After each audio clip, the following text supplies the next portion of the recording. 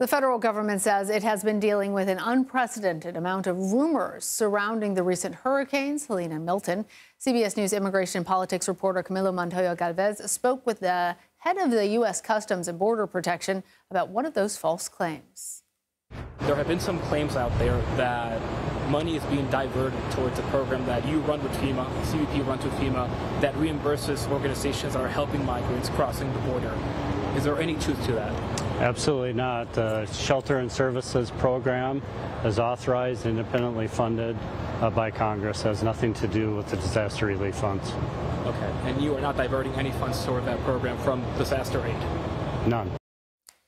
CBS News national security contributor Sam Vinograd joins us now for our weekly national security wrap-up.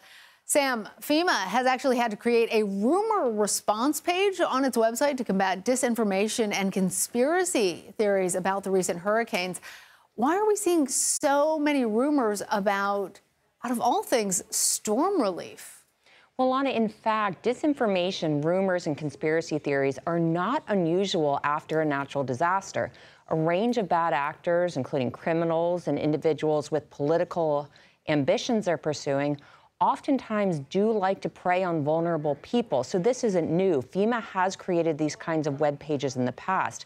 However, the scale and scope of this disinformation is, to quote the FEMA administrator, the worst she's ever seen. And it has real security implications, Lana. For example, there's a rumor circulating that if you apply for FEMA assistance, which could be life-saving, your property is going to be confiscated by the federal government. Other rumors and conspiracy theories are leading to actual threats against first responders and FEMA personnel, which is terrifying to think about. That's why FEMA has created this webpage. At the same time, they've launched a Reddit account to try to meet the source of some of this disinformation, where it's occurring. And there's also been a range of individuals going onto broadcast media and otherwise.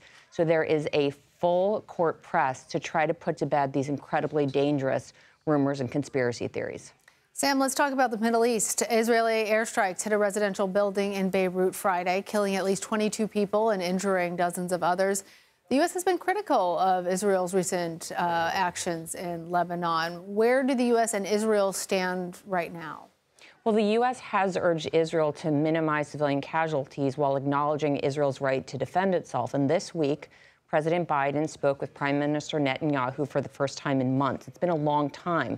During that time, their teams, the U.S. and Israelis, have remained in very close touch at a sub-leader level, both through cabinet secretaries and working-level meetings.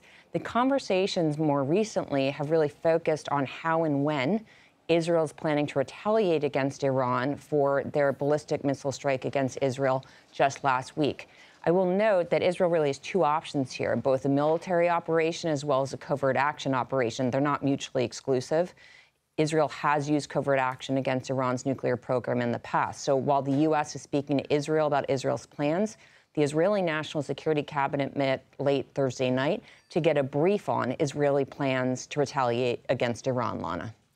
Sam, let's talk about something else entirely. Earlier this week, the Justice Department announced charges against an Afghan national who was allegedly planning an election day terror attack in support of ISIS. What can you tell us? Well, here's what we know. We know that ISIS has a sophisticated propaganda machine and tries to recruit and inspire individuals all around the world to conduct acts of terrorism.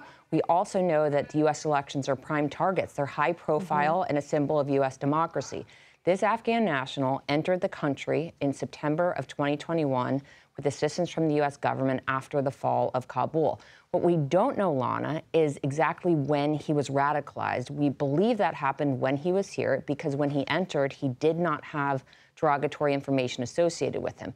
I will note there is some confusion between the DOJ charging documents and other sources about whether this individual was paroled in or came in as something known as a special immigrant visa. But that we should not let that confusion cloud the fact that this was an incredibly successful law enforcement operation by the FBI that likely prevented several mass casualty events, Lana. Thank goodness that they were able to figure that out in time. Sam Vinograd, thank you.